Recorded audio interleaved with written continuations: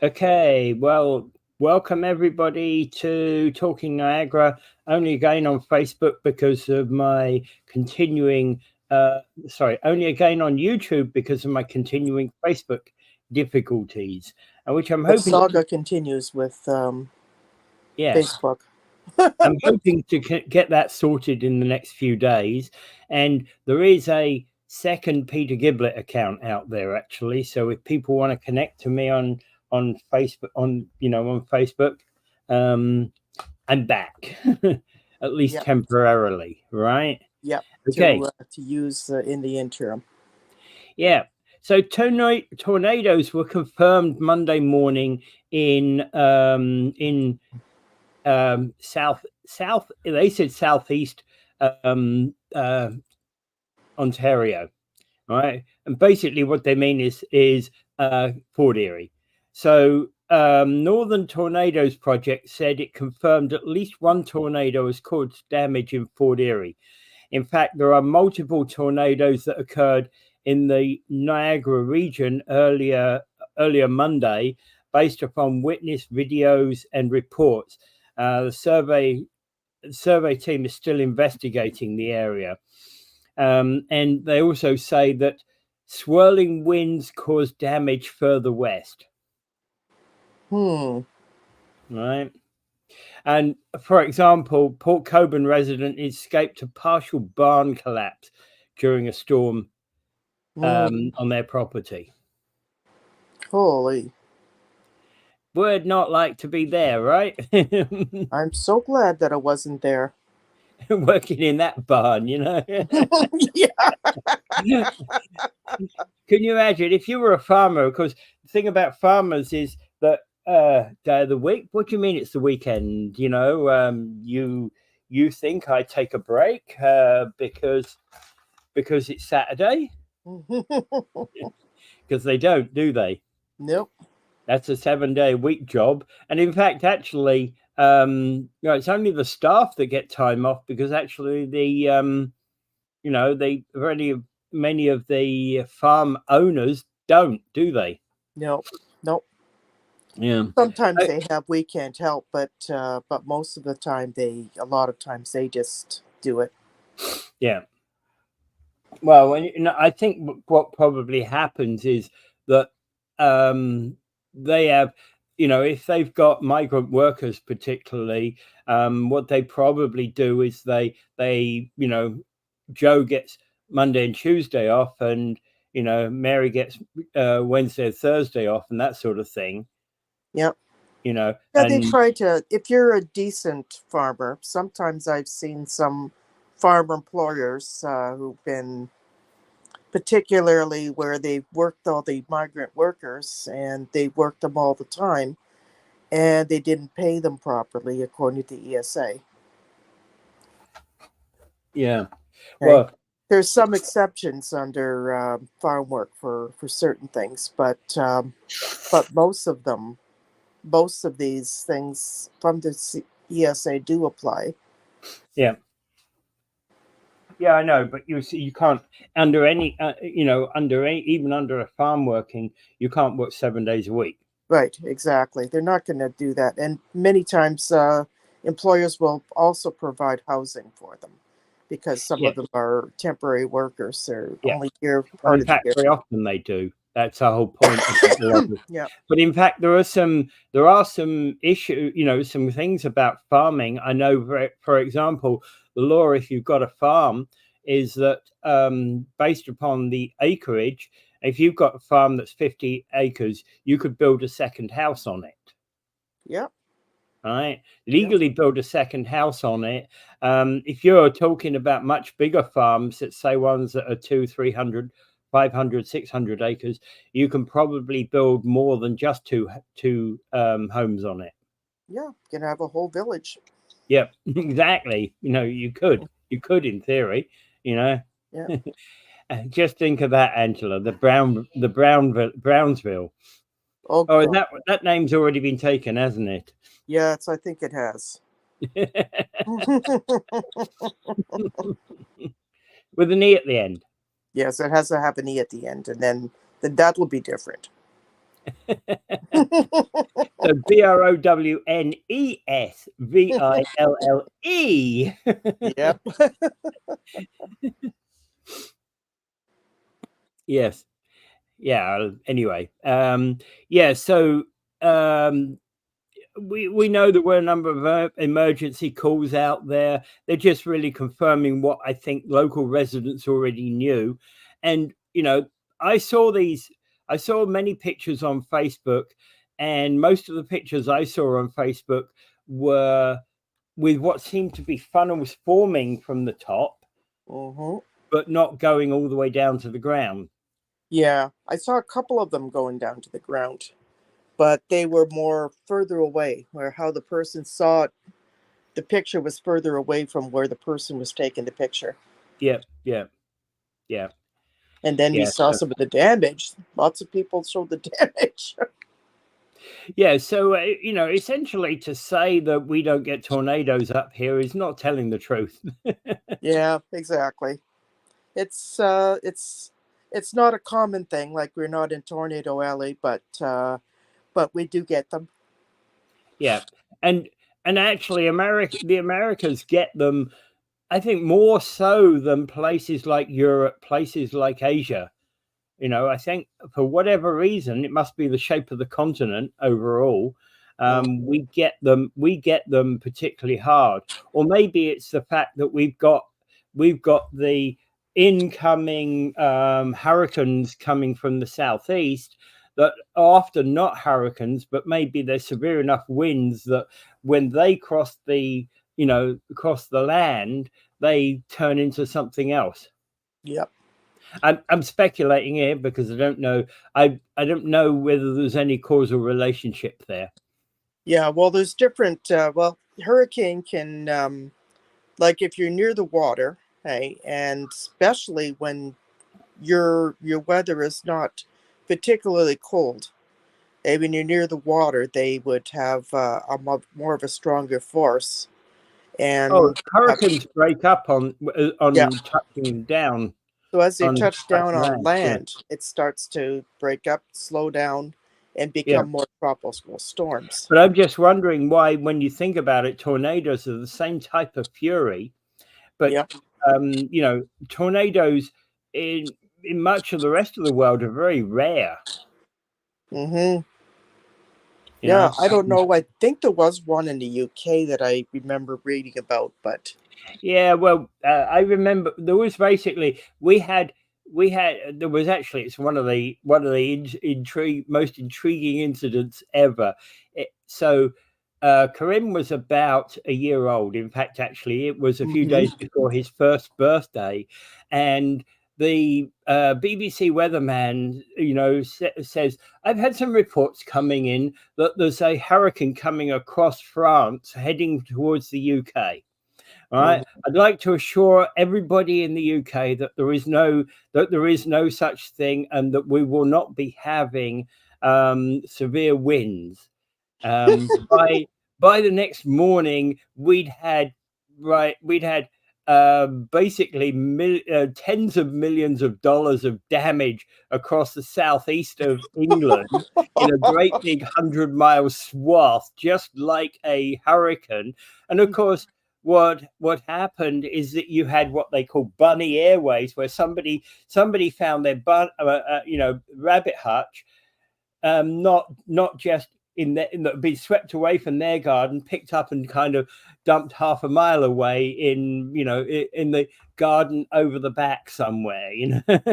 So they went hmm looking for the bunny first thing in the morning, and found her floating away somewhere. or farmers lose their cows. And I'm driving down the M3 to get to work that morning, and there's trees on the highway, on the main highway. Hmm. All right, can you imagine trees fallen, blown across on the QEW? Oh God. That was what it was like. It was intriguing, but given I was going against the flow of traffic because I lived in London and I was heading out to Reading, so I was going against the flow of traffic. So when I encountered these things, there's nobody there. Nobody even knows it's there. Of course, when the majority of traffic's coming back out that evening, that tree had gone.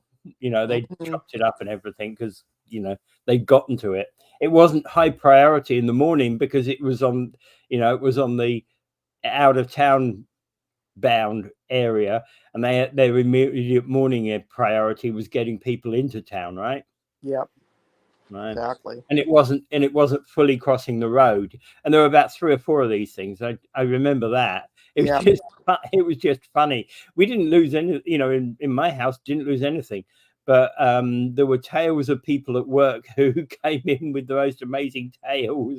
Yep, we've had a few of them down here.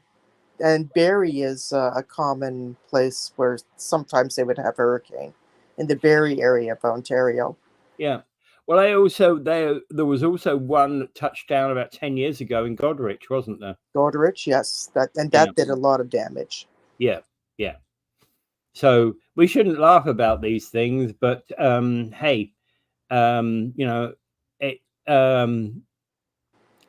just be safe in those kind of conditions, right? Yeah. People should be talking to their insurance agents to make sure they have proper insurance coverage. Yeah, there's an interesting one. There's a telephone pole that fell over on an SUV, but it seemed to break the telephone pole rather than the power pole, a lighting pole. There didn't seem to be any power lines on it, but it broke the pole rather than the car.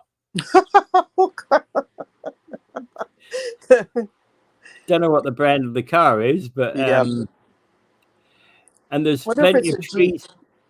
Wonder if it's a Jeep. No, not a Jeep. No. It's I can't see, but it's not a Jeep. It's probably a Toyota, actually, when I look at it. Yeah. And plenty of pictures of people clearing stuff away. Yeah. So, it happened. It was a reality. And there's also the headline picture is actually of a commercial space where the roof of this commercial space, like people who sell building material, great big commercial yard selling building material. Well, the roof is ripped off of that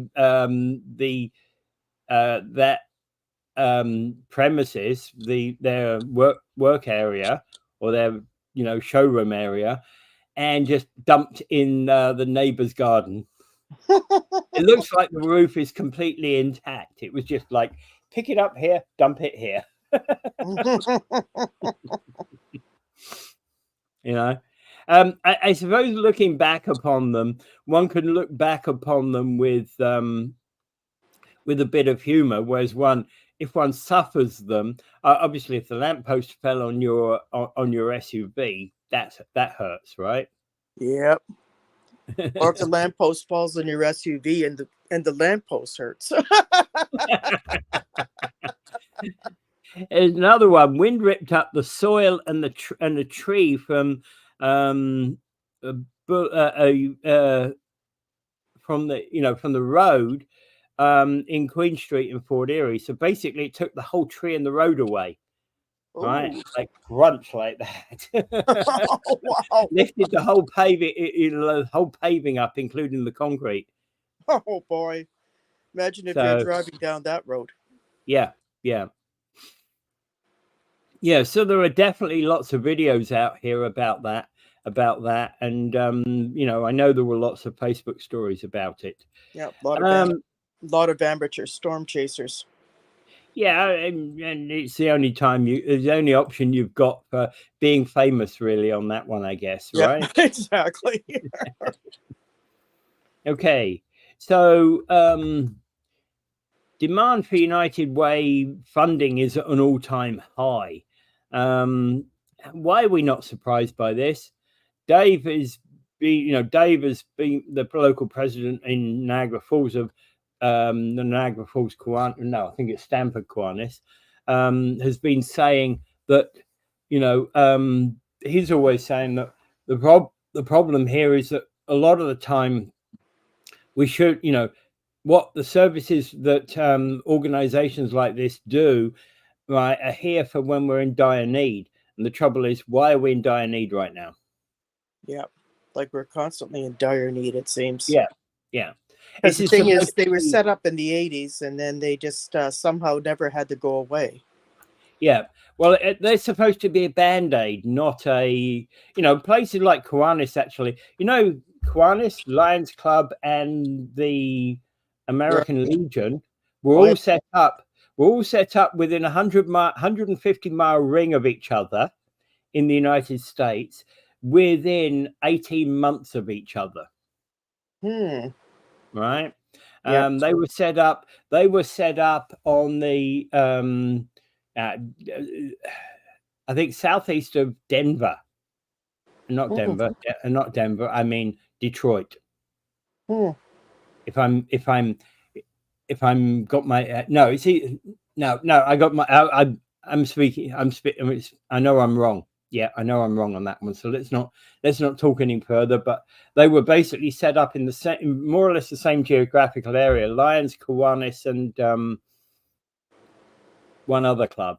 Rotary or It could be. It could yeah. be. Yeah. All set up about the same time by people who had similar motivations for setting them up. And they were set up almost in the immediate aftermath of World War One. Hmm. Right. So they're all set up within an 18-month period of one another, and they're all within 150 miles of one another. Hmm. And apparently the people didn't know, none of the founders knew each other. Yeah, that's an interesting factoid. Yeah, it is. It is. Well, Mark King told me that one, and got Hmm. no reason to disbelieve him. So Yeah. I accept that. Right. Okay. So United Way provides funding to address basic urgent needs, including 12,000 Niagarans living with mental health needs, and more than 12,500 shelter nights, and helped food programs, providing 732,921 meals. 732,921. Yeah, that's just in Niagara region or Niagara That's in Falls. Niagara region. That's in Oh Niagara gosh. region. Yeah. Yeah, and I think that this has to. I think the statistics that are given are just through the United Way and not necessarily through. Just for United Way, yeah. Yeah. And exactly, because I applaud the United Way for actually recording the statistics, right? Mm-hmm. Um, simply those that are funded by United Way. So 12,000 Niagarans living with mental health problems, right? Mm-hmm. That's the ones that they know about, right? Yeah. So undoubtedly, of the nearly 500,000 Niagara people, we've got a large number of mental health problems, Oh, right? significant, with Yeah, very little resources to and yeah, support them. yeah, and shelter. They're talking about 12,500 emergency shelter nights. So this is people who are, who need emergency shelter. So presumably some of these are multi-night stays, Yep. right? So it's not 12,500 people needing emergency shelter. It's emergent, shelter nights where Yeah. people have stayed at Yeah. least one night, right? Mm-hmm. And um, it's helped provide, and they're helping 732,921 meals. Oh, yeah. That's a lot. Yeah. And what that does, it does speak to a lack of proper funding and support services provided through the government, which should be, Yeah, and jobs. Right? yeah, So if they're funding a food bank and people are working full time, why are people going to a food bank? yeah, Like they're saying that a lot of people who are working minimum wage full time are also going to the food bank, yeah, and yeah, people who are an ODSP, of course, most of the time they can't even afford anything other than rent. And many times they can't even afford rent. Well, they're saying nearly 38,000 people were helped through funding of agencies and organizations in St. Catharines by United Way in 2023. And whilst more than 19,000 people in Welland were assisted, so 38,000 in St. Catharines, 19,000 in Welland, and 18,000 in Niagara Falls. Now, when you consider that the population of St. Catharines is 140,000, that's nearly, well, that's a significant chunk, 38,000 of 140,000. Yeah. Right. And again, Niagara Falls, 18,000 of nearly 100,000. Mm. Right. Yeah. And 19,000 of something like 55,000, I think, is Welland's population, if memory serves. Huh. Yeah. Welland has. So we're talking about significant percentages of our population where this funding is being given to assist people. Yeah. Right. I think I was reading in there 1 in 7 people in Niagara Falls is being served by Project Share. Yeah. Yeah. And Absolutely. pretty soon, like, there won't be any donors left. Yeah, that's a big question. There's a lot of people out there, and it's often the poorest of people, often people that really should be recipients of donations, that are the people who put donation packages together, aren't they? Yep.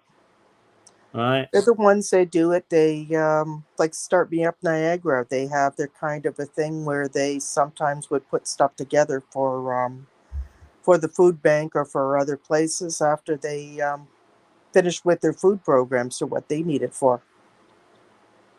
Trouble is, and it's exactly as you just said, we're going to run out of donors sometime soon, right? Yep.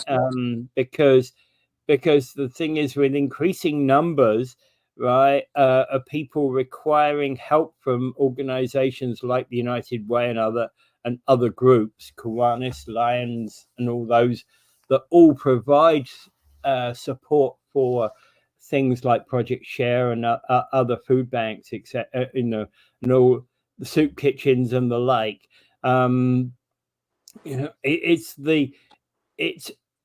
We shouldn't be in a consistent state of homelessness, in a consistent Yep. state of nightmare.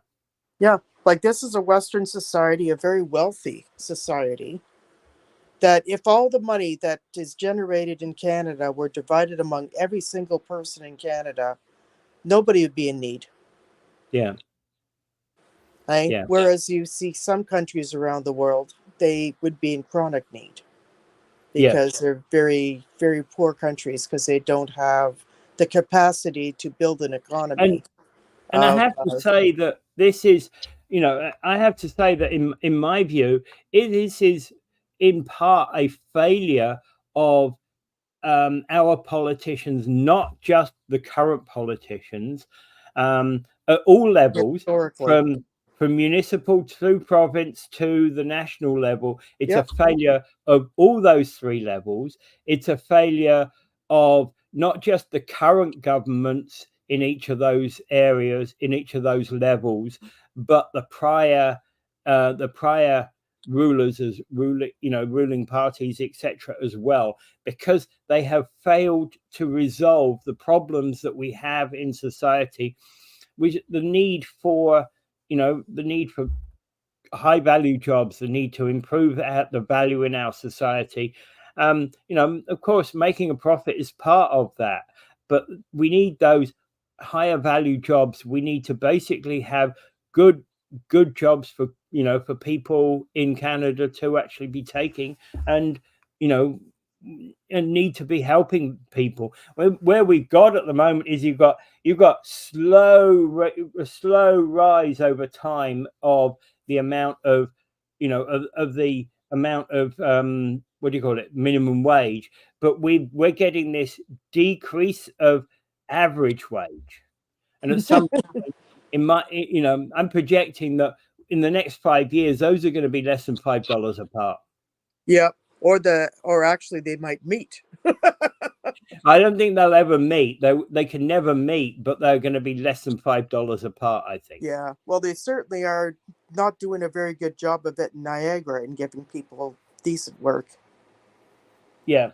The ones who have the decent work are the ones that own all the hotels, or own the companies like the gas stations and various initiatives that have been historically here. But like even small business owners that just start up, they don't do as well as people think they do. Yeah. They're struggling, Well, and we've had some. I hear about people they're struggling, and people you never thought would be struggling, they're struggling. Yeah. Yeah. Exactly. And it's like, well, and the biggest challenge that we have is that we just don't. We're not putting together the programs that we need to actually get. I talk about Niagara, but it's not just Niagara. Oh, it's all over. Yeah, we're not getting the programs we need in order to take Niagara out of the trouble it's in. We're not getting the same to get Ontario out of the trouble it's in, or Canada out of the trouble it's in. So the whole thing permeates from our local area. And honestly, we could probably, be blindfolded, put in a helicopter, and dropped anywhere in this country, and probably be saying the same thing. Yes, exactly. Like this is one of the things I've always said, that when we give to the poor, we're considered a hero, but when we ask why people are poor, we're called a communist.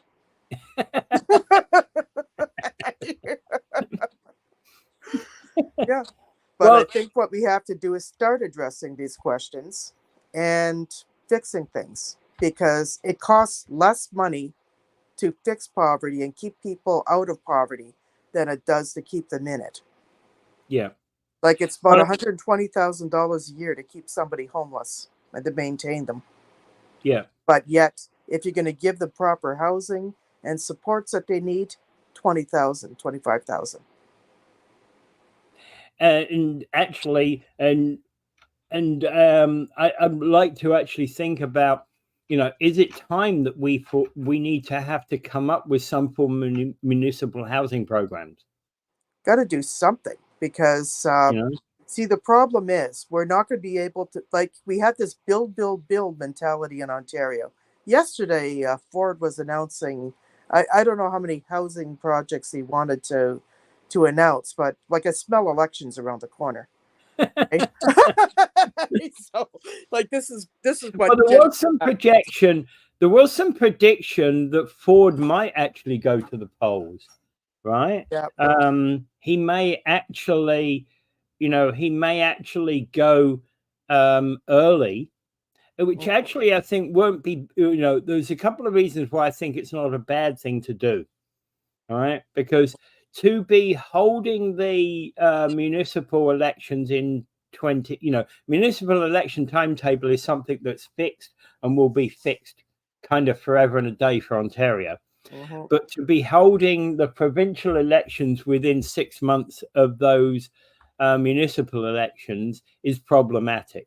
I think there was one time, I forget when it was, when we had a lot of elections, hey, All on over the same time, year. hey, and then everybody was just saying, "Oh, they're so sick of elections," and I said, "Okay, Yeah. why don't we just stop having elections?" Yeah, and let's who's the world's worst dictator? So let's put him on the throne, eh? Yep, yep. You could just take it over and become a tin pot dictator and take it over. Yeah, I mean, hey, Idi Amin, there you go, the throne, Oh yes, the Idi throne Amin. of Canada. Yeah, Yeah, because you know, I just, yeah. yeah, these people are just hilarious. Hey, because that's why I say, like during that Well, time, yeah, in principle, you see, part of the problem here is that I don't think we're going to get one more affordable housing at all out of this. yeah. Well, you see, on the municipal level, our election timetable is pretty well fixed. It's every 4 years, and it comes in October. and so it's 22. It'll be next one. It'll be 26.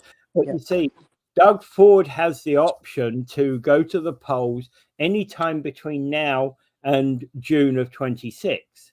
Right? He must go before June of 26. That's an absolute, so that's an absolute given. But he could decide to go to the polls next week. Yeah, exactly. Right? He could call it. Sometimes they feel so confident, so they just call it snap election.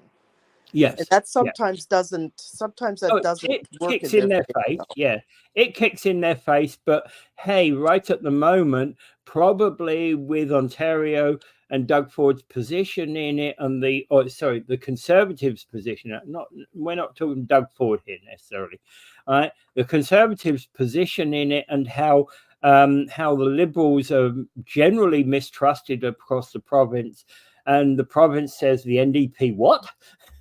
The chances of there being anything else but a Conservative government are probably slim right now, right? So he could, unfortunately, because all they are is privatizing our healthcare system. They're busy privatizing our healthcare. And he could call a snap election, and we're our healthcare is going, and although he did fix inflationary increases for ODSP and that sort of thing, which is a positive move, but he has not increased the base, which needs to be increased vastly. Yeah. Well, the other issue then is that right at the moment our federal government seems to be on a nosedive. It seems to be that that Trudeau is now operate. It's like, am I still in power? Am I still in power? Am I still in power? Yeah, well, they would need to have some kind of, if they're going to be changing leaders, they got to do it soon. Yeah, and in fact, actually, if the Liberals had any chance of winning the planned election for 25, they would probably have had to have changed their leadership probably 6 months ago. Yeah, exactly. And then bring in somebody who has a very different approach. Yeah. Right? Because I think I don't have anything against Trudeau at all. Yeah, but I'm looking at it from I a think political. People are just personifying them and personifying him and blaming him for things that have nothing to do with Trudeau. He didn't cause inflation. Yeah. He didn't cause all this craziness. Because you go down to the U.S., they're sitting there blaming Biden for the same stuff. Yeah. And then you go to the UK, they're blaming their conservatives. Yeah. I mean, you just can't be going around like these things are world events, and everybody is blaming whoever it is in power. But that's the way it goes in all walks of in every country we've got, right? But I think people need to get educated about their politics. Educated about who does what and where and when, and who does stuff that's outside of politics. Because the Bank of Canada is an independent organization. Yeah. Right? And people seem to think the Bank of Canada is somehow ran by Trudeau. He isn't.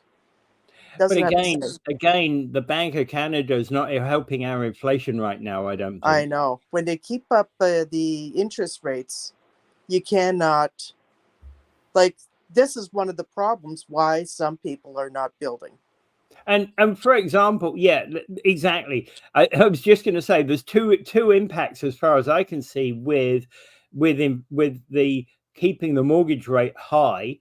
Is one, it hurts those that are in housing, particularly those that, for example, if I was offered a job tomorrow in Ottawa, I'd be thinking, well, I can't afford to take it. Yeah. Right? Because I can't afford to sell right now, because even if I move to Ottawa, and even if my new employer in Ottawa suddenly said, "Hey Peter, we're going to give you $100,000 for moving expenses. How about that?" It's not exact. It's going to be swallowed up on moving expenses. I won't have any of that in my pocket. Right? Yep, exactly. Same here, because like I one of the reasons I have it locked in. Yeah. Because if I lock in, I'll be stuck at the higher interest rates, and if Yeah. the rates drop, so it's a risk for everybody to Yeah. deal with things. And also the other aspect about that is that Mike and I have been talking about the fact that we are not, our housing starts here are abysmally low. Oh, okay. So, yeah.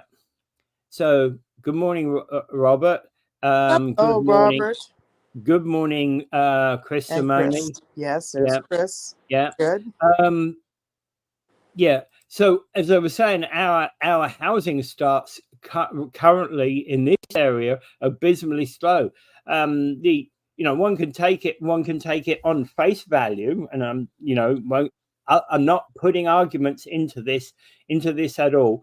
But the city, the city here in Niagara Falls, they're approving new developments as a St. Catharines, I know, as a Welland, I know.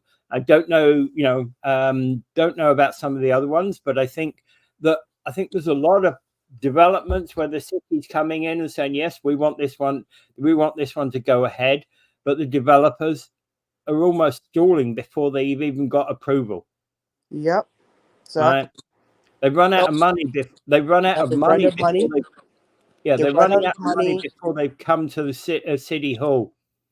Yep, and then they just don't have the money for it, or it's costing them so much money, even if they're going to be planning development, because they have to. Some of them have to borrow to do this, and they're borrowing at our high interest rates. They have to hire labor at our extraordinarily high interest rates. Yeah. Right. After equally distributing all the money to all Canadians, it would take a year for the broke folks to be broke again. Money is not the answer. Private people pooling their resources is the answer. Well, we're doing that. We're doing that. It's not working. You've said this on a number of times, Chris. We know. Niagara councils can now stop playing the national anthem. What do you think? Yeah. Well, I don't know. I come from a country whereby the councils there didn't play the national anthem. They just got on with the business, the business of the day. Right. Yeah.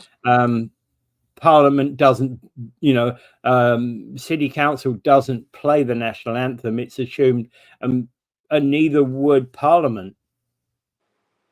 Yeah. Back in the 80s, there was a couple of organizations I belonged to. We had the national anthem before we started doing business. I think that's an American thing. It's an Americanism. Mm-hmm. I'm not saying I'm opposed to it. I just think it's an Americanism. Yeah. I'm not used to it because I've been to sessions in Parliament in Britain. I've been to many city councils in Britain, and there's no national anthem there. Mm-hmm. I don't think they do that here. Yeah. Yeah, because if they do that here, I think all that's going to do is you'll always find one or two people who will be offended by it, which is so stupid. It is stupid. I've got no objection to the national anthem being played. If they want to have the national anthem as a group, not to have the national anthem, like whoopee-doo, I mean, that's up to the people that are there. But we're not having it at Invictus legal staff meetings, okay? Oh no! Like they'll do something else, like Mickey Mouse. Okay, so Chris makes a point. We sing the national anthem and say a prayer before the Lions meetings. Yeah, I get it. I understand. Oh, yeah. The Lions is one example where they do that. I belonged to a women's organization that was kind of one of those organizations that raised money and stuff back in the 80s, and we used to have the national anthem. Don't think we did a prayer. We just did the national anthem. Yeah. Prayers. I think with Lions, I was involved with the Niagara Cyber Lions at one point, and before I just didn't have the time to actually dedicate, with an organization like that and how serious they are about fundraising, etc. I just found I did not have the time to give to the organization, and I canceled my membership because I was fully paid up, but I said, look, I don't have the time to give. So, you know, having me as VP of this organization is a waste of, is a waste of resources. Put somebody else in who can do the job. Yeah, like somebody's more Yeah, time, maybe more semi-retired. time. Yeah. Yeah, because And there's a lot of people who, like, it is, say, like Dave yeah. Wheeler with his Oh, Kiwanis. yeah. Yeah, and he has the time to dedicate to it. Yeah, I just found that I wanted to give what I wanted to give, and the problem is that the desire to help and the desire to and the ability to help were two different things. I have the desire, I just don't have the ability time wise. yeah, So exactly. it was, for me, it was the best thing to say no. It's let somebody else do it. Yeah, then Right? in the latter years, I did a lot more organizations where we were dealing with more political issues and lobbying and different things like that. And this is where I developed certain types of knowledge about how to write up policy and put together proposals and so forth. So, I mean, these things, like, they're very good organizations to belong to, and people, lots of things people can get involved with. Like Chris was suggesting, people pool the resources and put it. We're already doing it. I mean, we talked earlier about the United Way. We talked earlier about all this stuff. Um, People are pooling their resources, and it's all going to food banks and all going to homeless shelters and so forth. Yeah, but what And it's I, not I helping think anybody. what Chris was saying is pooling your resources and actually setting up businesses and things. Well, having businesses, I think that there should be a way of setting up more businesses where there are businesses where specific people who have particular barriers could be working in them, right? And running them, because there was a business in Toronto that was run by the homeless at one time. Right? They would produce and distribute and sell their own newsletters, and there were Mm. other types of services they Well, that provide. was And then there was a bakery run by people with mental health concerns. yeah, So there's a lot of different types of models that people could work on. Okay? It's just that yeah, you have to be pretty vigilant in setting these businesses. It's more of an intentional type of thing, and yeah. and you need to also be concerned with paying a living wage for the Yeah, and people in that's, the. well, actually, I was going to say, absolutely, paying, when the declared living wages that we've seen are not living wages, right? I'll be Exactly. blunt about this. The declared living wage is a poverty wage. We need to be declaring, we need to be paying people a realistic, proper wage, and they need to probably be massively greater than they are today. Yep, and the wages that would be proper and enough for people to live on is certainly more than probably 80% of people in Niagara are making today. Yeah, yeah, and that's a sad fact, but it's a fact that Niagara's got to get up and realize this needs to change. Yep, that this needs to change. The people who are running the hotels, why don't they start spending a little bit more money on wages and less on themselves and less on splashy stuff? Yeah, I'm not objecting to them making a profit, because profit's an important thing for a business, but Yeah. there's profit and there's profit, Yeah, right? Let's there's a put it that way. ton of examples I know of where there are CEOs of very wealthy companies where they've decided that they would cut their own wages down so that their other workers that they have could make a reasonable wage up. They made Yeah, no more than 10 times the amount of the lowest paid worker. the CEO. Yeah, I Yeah. know. Yeah, there's a couple of examples like that. And like then Dan again, Price with yeah, what I forget what organization that was, but he runs some kind of yeah, technical company, yeah, and he paid his workers minimum $70,000 to $80,000 a year. That's the yeah, lowest wage. yeah. And the point about that, and that's the same if you look at companies like Google, like Microsoft, like Apple, right? Their workers, including their janitorial staff, uh, earn decent wages, and many of them, including janitorial staff, actually have stock, company stocks. Yeah, they give them company stock, so even if they leave, they still have company stock, and they Yeah, can sell it off, and they do well, yeah, right? Because they don't want, like, a lot of companies that don't want people to be in poverty, and they try to do this, but there are way too many of them. yeah, Right? I'm talking about the and tourism and accommodation sector in Niagara, where they will pay the least amount of wages that they could legally get away with in a lot of these organizations. yeah. I'm not saying all hotels are like this, right? But many hotels, they do Well, try to pay more, but some of them they pay just the least amount that they can legally get away with, and then they wonder why they can't find workers. yeah. Oh, yeah, absolutely. All right, got to move on to one thing that I think is a comedy show. There's a current Canadian travel advisory out for the United Kingdom, right? Oh, right. Let's pick on the United Kingdom. And they're basically saying there's been a number of exercise. Says visitors should exercise a high degree of caution in the country, and takes note of demonstrations and violent clashes between protesters and police over the past few weeks. Oh, yes, that one when they're doing the Uh, anti-immigration, anti-Muslim. well, I'm like, hang on a minute. Um, where's another country that we know of where there's been protests going on in the last few weeks? Doesn't that sound like Canada? Yeah, Canada. Yes, we've had a lot of pro-Palestinian. Yeah, and hey,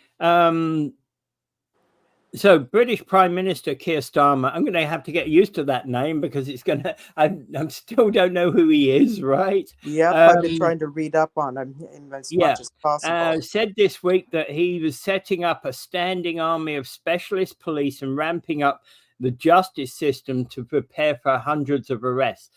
Unfortunately, I think that that isn't always the best response.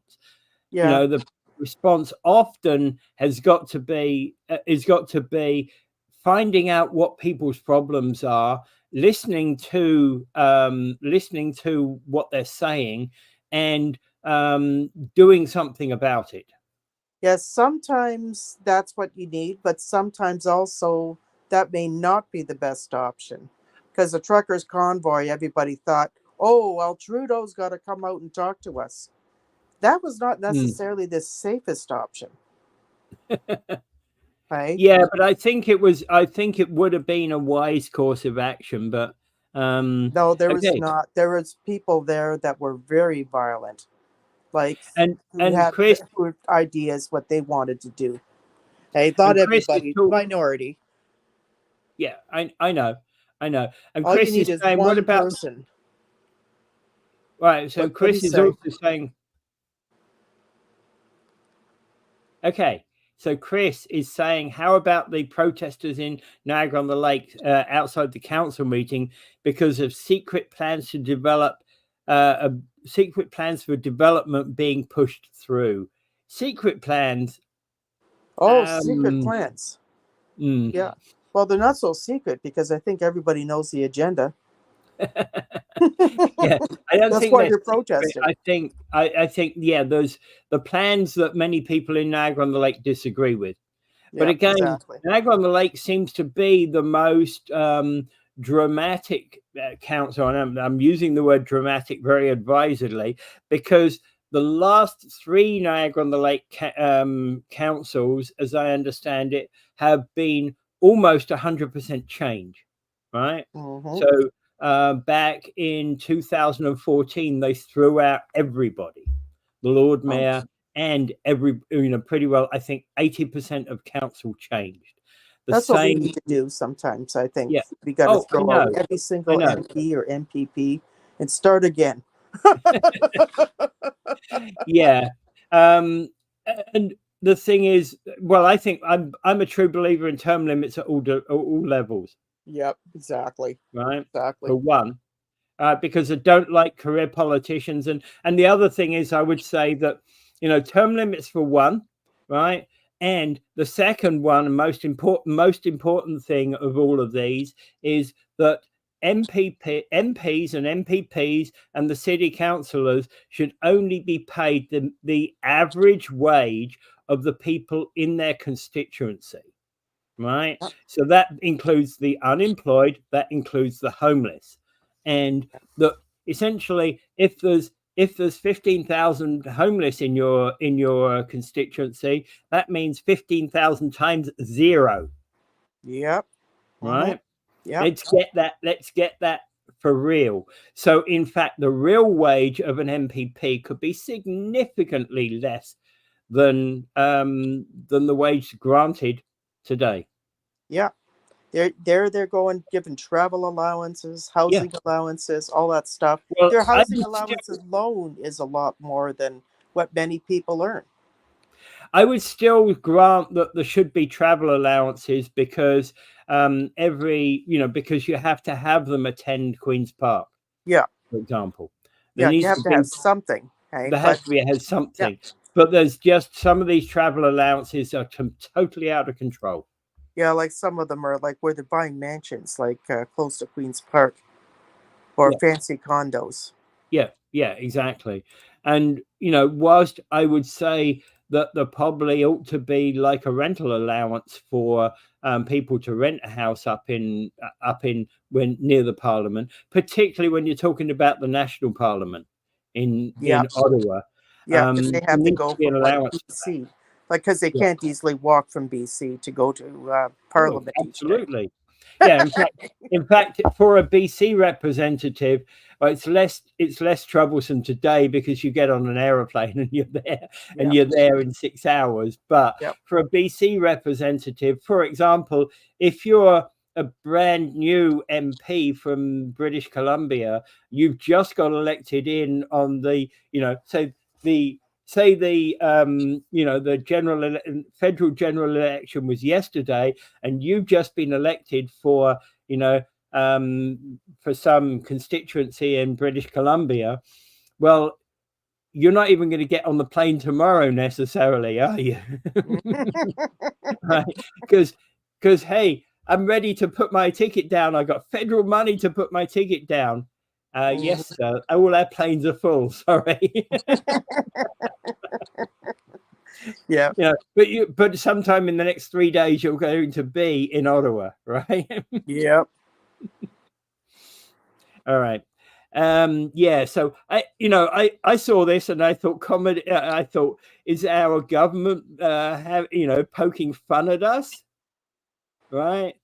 Because even if you land and there's a demonstration at Heathrow, I really don't see anybody as being in any real danger. It really depends. There are the rare demonstrations where there could be eruption of violence. Yeah, it's rare. But they have to watch.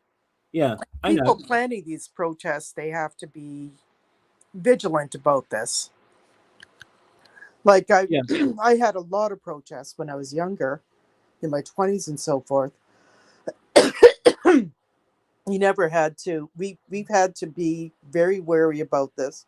We've all had to be with the knowledgeable, with the range with the police. We had to set up our routes planned so that traffic is not interrupted. We had to be. Sometimes we even had to have some police to work along with us. Well, just to make sure that nothing gets rowdy. As I understand it, not that I've ever organized one of these things, but as I understand it, there actually has to be a police presence in planning a lot of those things. For example, which route are you taking, Yep. right? There are Yeah, so numbers that of you're not routes, and interfering with the main yeah, road and walking down a main road and then blocking all the traffic during rush hour. well, and yeah, and in fact, actually, yeah, exactly. There are considerations like that. The police will also, generally speaking, the police, I believe, will generally allow you to plot the route, Yep. right? Because there might be special points in that route, but Yep. where they may make modifications to that route may well be if there is major traffic concerns. Yeah, exactly. So they would do that because it's very important. Sometimes there's a symbolic approach. They recently had Well, a protest about exactly. the death of that Well, gentleman who died, who was missing for a while, and then they found him dead in that house downtown in St. Catharines. Hey, they were protesting. They walked from the police station all the way up to the where the house is, and then they yeah. held a protest in front of that. So sometimes there's a symbolic reason for Oh, why they. absolutely. There's a Yeah, symbolic reason for that, and yeah, the symbolic reason is important. And generally speaking, I think the police would always listen to those yeah, reasons, that yeah, reasoning, right? yeah, exactly. And the thing is, they were right in front of the police, and then they walked over to a place on Raymond Street, I think it was, Yeah. and they were protesting, and then they had speakers and so forth who knew the individual involved and things like that, because their point was that the police were not taking the action that this group of people felt they should have in order to prevent this person's death. Yeah. And There's a coroner's inquest probably coming up on that one. and hey, I'm going to modify this travel advisory and say, hey, when you're going abroad anywhere, when you're going anywhere strange, doesn't matter whether it's going to Toronto, for example, where you've never been, or Ottawa, where you've never been, or Montreal, where you've never been. Let's say, um, if you're going to anywhere that you've never been, right, then you have to take special precautions. You have to look after yourself because you don't know the local roads. Here, when you're living in your hometown, you kind of know the places to go and the places to avoid, Yeah, right? yeah, You go to a strange new city, you don't know those places. yeah. So you People have ask to about take it. care. Like, Yeah. I go on different sites like that are just about the cities in that like Niagara region. People talk about it. I want to move down to St. Catharines, and I'm thinking of buying a house there. And I want to buy it on Queenston Street because there is this very nice looking house on Queenston Street. So they ask people, what kind of neighborhood is that? And various things. And of course, there's a lot of issues about the Queenston Street neighborhood that people Well, it from depends. outside are not aware of. Yeah. And again, that might depend upon which end of Queenston Street you're Yeah, like talking if it's about. near towards Bunting Road, it's probably not going to be as much of an issue. Yeah. Hey, but if it's around Division Street, Page Street, and but that other one down, like there's different parts of Queens. Geneva. Yeah, yeah, Geneva Street, where Geneva and Church area, which is Yeah. kind of a funny Yeah, area. it's Yeah, called church at that point. Yeah, yeah, yeah, yeah. See, a lot of the agencies and that are located there, hey, because that's where a lot of people are and where they're seeking help. But it's where people go, and if they try to put somebody, I mean somebody visiting there, for example, like it's like anywhere else, like you said, and any city like Niagara Falls. I'm sure if I go to Niagara Falls, there's neighborhoods I should avoid. Hey. and again, you see, okay, so for example, if I were to go back to London tomorrow, I probably would see. Well, I would probably head there with less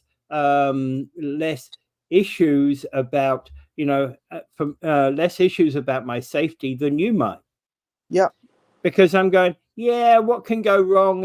It's only, you know and my attitude has been with London. There's not very many real unsafe places you can go. There's not yeah. many places you would lose your life Yeah, if well, you happen to Brits be the wrong are, color.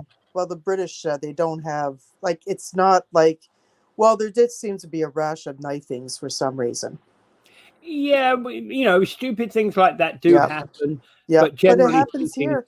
It it happens here. exactly. Yeah. I mean, this is where a lot of people get in this thing. Oh, well, it's all over there. And I said, no, over there is becoming over here. And I think people have to look at it. Yeah, and there's, you know, it's the state of our society right now. Yeah. I think what we have to do is start looking at what's leading to all of this. Like there's obviously a lot of people angry about Muslims and immigration and everything else and about this because I think it got sparked by some, I guess it was another knifing, that they thought was committed by an immigrant Muslim, and it wasn't. It was done by somebody who was born there and wasn't Muslim at all. But however, they had it in their heads that somebody Yeah. that the foreigners are all coming in there and knifing everybody. Well, that was an interesting one, and there was some examples both in the UK and in the United States where somebody in the UK it was knifed a person, but in the US it was killed a person, shot them, Yep. and they were because they were Punjabis, because they were angry at Muslims taking over the world, Yep. but yet they didn't know the difference between a Punjabi and a Muslim. Yeah, and that's sad, and that is Yeah. absolutely sad because just because somebody is, or they look different, like this is like there's a lot of that, the xenophobia. Yeah, Yeah, and it's people who don't even inform themselves. yeah, and the thing is, the people committing crimes are not necessarily these kinds of And people. yeah, and actually, there is another aspect of there, which is okay. There's talking about, you know, the warning here is because there's a number of demonstrations that have ended up turning violent. And here's the situation: is that the organizers of every demonstration, not one of them wishes to have violence on their demonstration because that Hmm. actually spoils their message. Doesn't matter what your message is. Hey, we don't want beavers in Beaver Creek. You know, get rid of the beavers in Beaver Creek. Nobody wants violence because of that. But Yeah, then again, what happens is you're then suddenly there seem to be a class of people out there that seem to be professional troublemakers. yep, I haven't any other term for them, but I've seen them over the years, and I have to question professional troublemakers is what I would call them. They're not paid or anything, but they seem to want to just be there to cause trouble. And when we have that situation of the protesters against beavers in Beaver Creek, you've got these people who are violently introducing beavers into Beaver Creek and punching out anybody who's on the protest.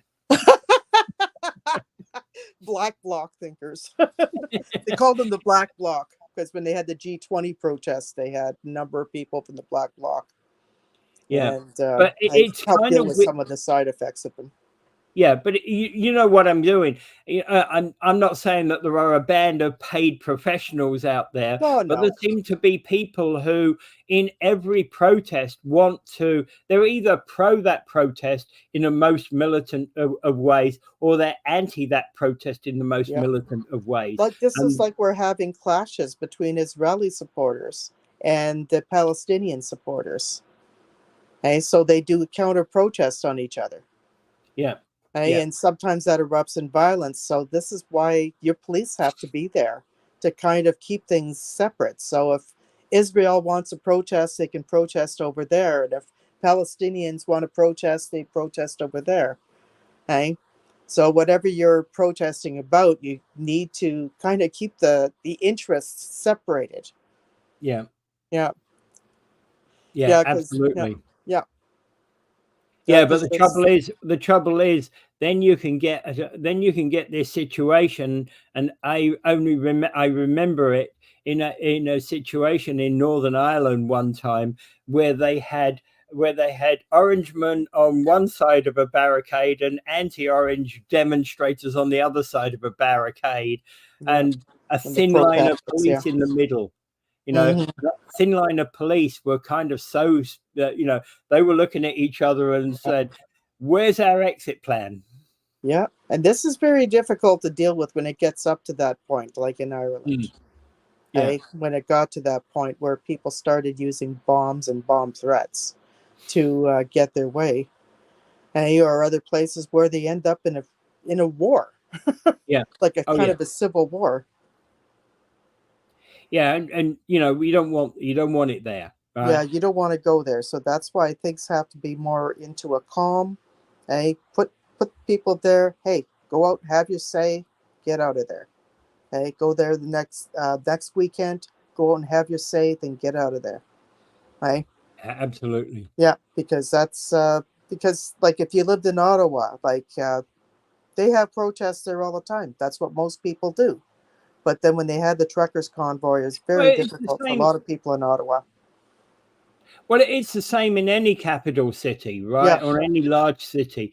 Hmm. Toronto must get its fair share of protests Oh all the yes. time. Oh You yes. know? Queen's Park. We used to go to Queen's Park all the time, a few Yeah. times in Ottawa.